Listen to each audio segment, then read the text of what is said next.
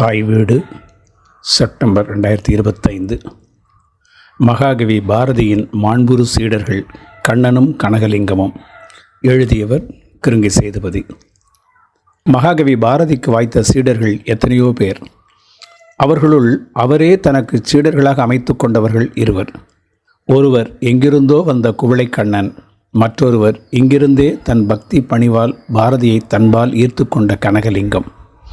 கண்ணனும் கனகலிங்கமும் பாரதியின் இரு கண்கள் என கொண்டால் மிகையாகாது. பார்மேல் கனத்த புகழ் குவளையூர் கண்ணன் என்பான் என்று சொன்ன பார்ப்பார குலத்தினிலே பிறந்தான் கண்ணன், பறையறையும் மரவரையும் நிகராக்கொண்டான் என்று பாரதி 66-42 பாடலில் குவளைக்கண்ணனை பாடுகிறார் பாரதியார். அவரே நந்தனைப் போல் ஒரு பார்ப்பான் இந்த நாட்டினில் இல்லை என்று உயிர் பெற்ற தமிழர் பாட்டில் பொதுவாக பாடிய அந்த பாடலையும் முன்னர் சொல்லிய பாடலையும் ஒப்பிட்டு பார்த்தால் அவர்தம் சுட்டும் வெளிச்சுடரின் முன் கண்ணனும் கனகலிங்கமும் நேருற நிற்கும் காட்சி தெரியும். இவர்கள் இருவர் மட்டுமல்லர், அவர் காணும் எவரும் சரிநிகர் சமானமானவர்களே. மனிதரில் 1000 ஜாதி என்ற வஞ்சக வார்த்தையை ஒப்புவதில்லை என்பது பாரதியின் கோட்பாடு. இதில் வியப்பு என்னவெனில், கண்ணனும் கனகலிங்கமும் பாரதி பாசறையில் ஒரு சாலை மாணாக்கராகும் முன்பே புதுவை கல்விக் கல்லூரி என்னும் பள்ளியில் ஒரு சாலை மாணாக்கராக பயின்று வந்தவர்கள் என்பதுதான். பாரதியை சந்திக்கும் முன்னும் சந்தித்த பின்னும் குவளைக்கண்ணனின் பண்புகள் எவ்வாறு இருந்தன என்பதை கனகலிங்கம் தனது என் குருநாதர் நூலில் குவளைக்கண்ணனின் குணாதிசயங்கள் என்ற தலைப்பின் கீழ் தொகுத்து சுட்டியிருக்கிறார். அதில் பாரதியின் பராக்கிரமமும் பதிவாகியிருக்கின்றது. யாரே ஆகினும் தன் பள்ளி பருவ நினைவுகளை சொல்லும்போது அந்த வயதிற்குள்ளேயே போய்விடுவதுண்டு. அதற்கு கனகலிங்கமும் விதிவிலக்கானவர் அல்லர். அவர்தம் பள்ளி பருவ நினைவுகள்.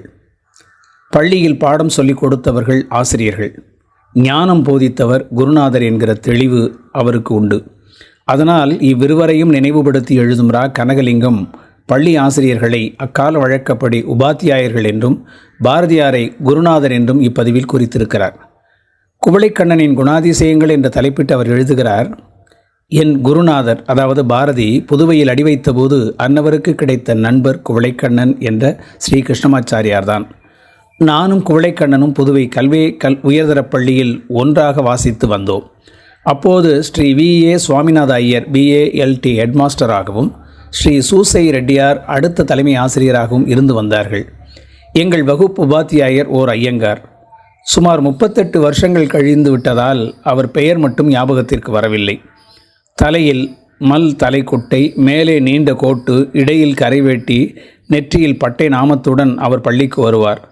அவருடைய மூக்கு நீண்டிருந்தமையால் கொம்பேரி முக்கன் வாத்தியார் என்று நாங்கள் வேடிக்கையாக அவரை அழைப்பது வழக்கம்.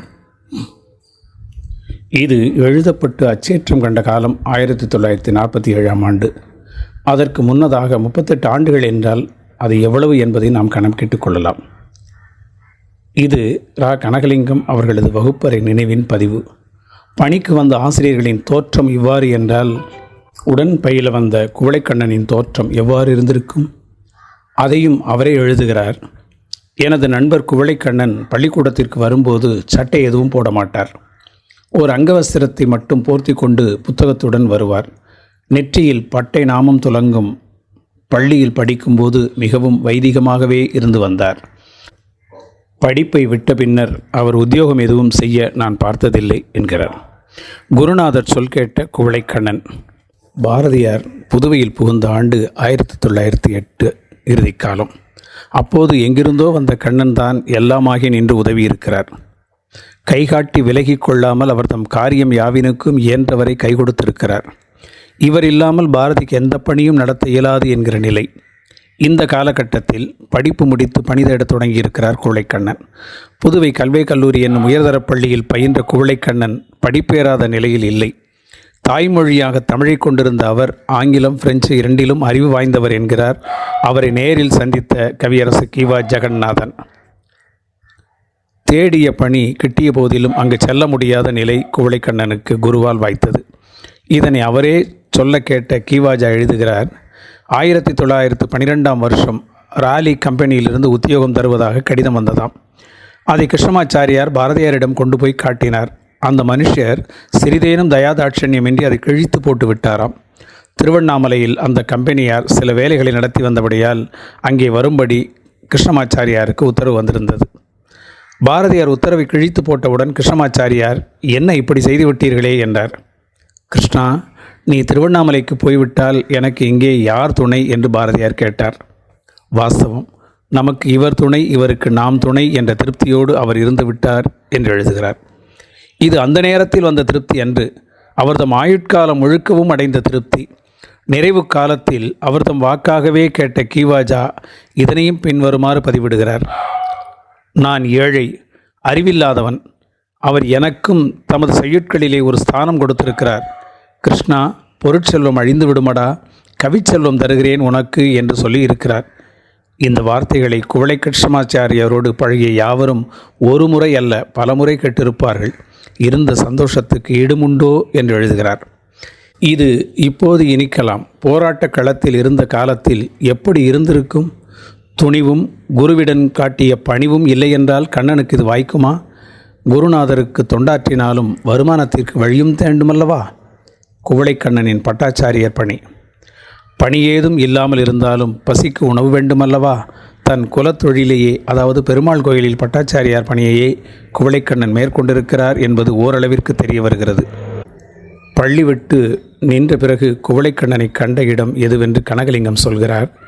புதுவை பெருமாள் கோவிலில் பட்டாச்சாரியராக இருந்து வந்தார் என்று நான் கேள்விப்பட்டதுண்டு. ஆனால் 2 சமயங்களில் புதுவை நீதி ஸ்தலத்தில் சாட்சிகளாக வரும் பிராமணர் அல்லாதவருக்கு அவர் துளசி தீர்த்தம் கொடுக்கும்போது நான் பார்த்திருக்கிறேன். அக்காலத்தில் புதுவை கோர்ட்டுகளில் சாட்சியம் பிரமாணம் செய்வதற்காக முஸ்லீம்களுக்காக விருத்தாப்பிய முஸ்லீம் ஒருவர் குர்ஆன் புத்தகத்துடனும், பிராமணர் அல்லாதவர்களுக்காக ஐயங்கார் துளசி தீர்த்த பாத்திரத்துடனும், ஹரிஜன சமூகத்தாருக்காக வள்ளுவ பண்டாரம் ஒருவர் துளசி தீர்த்த பாத்திரத்துடனும் காட்சியளிப்பார்கள். கிறிஸ்தவர்களுக்காக ஒருவரும் கிடையாது. அவர்கள் கையை மட்டும் தூக்கி பிரமாணம் செய்ய வேண்டியதுதான். ஆனால் இப்போது இந்த வழக்கங்கள் எல்லாம் நீங்கி எல்லா வகுப்பாரும் கையை தூக்கி சத்தியம் செய்ய வேண்டிய முறை ஏற்பட்டிருக்கிறது என்று குறிப்பிடுகிறார். மகாகவி பாரதியாரின் மாண்புறு சீடராக வயிற்றுப்பாட்டுக்கு குவளைக்கண்ணன் இந்த பணி என்றாலும் தன் வாழ்க்கை பாட்டிற்கு பாரதியே கதி என்று சரணடைந்து கொண்டார்.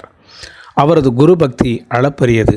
அதையும் கனகலிங்கம், பாரதியார் குவளைக்கண்ணனிடம் அளவு கடந்த அன்பு பாராட்டி வந்தார். அவர் விருப்பத்திற்கு கண்ணன் 2 சொல்ல மாட்டார். நாள்தோறும் பாரதியாரை தரிசிக்காமல் இருக்க மாட்டார் என்று விளக்குகிறார்.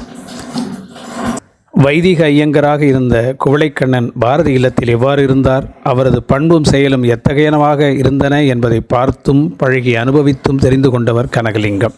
அவர் பாரதியார் வீட்டில் என்னை கண்டுவிட்டால் கனகலிங்கம் கனகலிங்கம் என்று புன்சிரிப்புடன் அன்போடு அழைத்து அருகில் உட்கார வைத்துக் கொள்வார். ஈஸ்வரன் தர்மராஜா கோவில் வீதியில் 10வது எண்ணுள்ள வீட்டில் பாரதியார் குடியிருந்த போது குவளைக்கண்ணனை நான் அடிக்கடி பார்ப்பதுண்டு. பள்ளியில் படிக்கும்போது காட்டி வந்த வைதிகமெல்லாம் பாரதியாரின் அன்பை பெற்றபின் எங்கோ போய் ஒளிந்து கொண்டதோ தெரியவில்லை என்கிறார். இந்த மாற்றத்திற்கு காரணம் பாரதியார் அவருக்கு செய்த உபதேசம். அது யாது? பறையனுக்கு போஜனம் செய்வித்து பக்கத்திலிருந்து சாப்பிட்டால் நீ மனுஷனிடம் அன்புடையவனாக விளங்குவாய் என்று குருநாதர் குவளைக்கண்ணனிடம் அடிக்கடி சொல்லி வருவார். என்னை பார்த்து, அதோ கனகலிங்கம் வருகிறான், அவனை பார்த்து யாராகிலும் பறையன் என்று சொல்வார்களா என்று கேட்பார். இதே கேள்வியை அவர் புரட்சி கவிஞர் ஸ்ரீ பாரதிதாசனிடமும் அடிக்கடி கேட்பதுண்டு. இது கனகலிங்கம் எழுதும் உபதேச உண்மை. அந்த காலத்தில், இன்றைக்கு இது எளிது.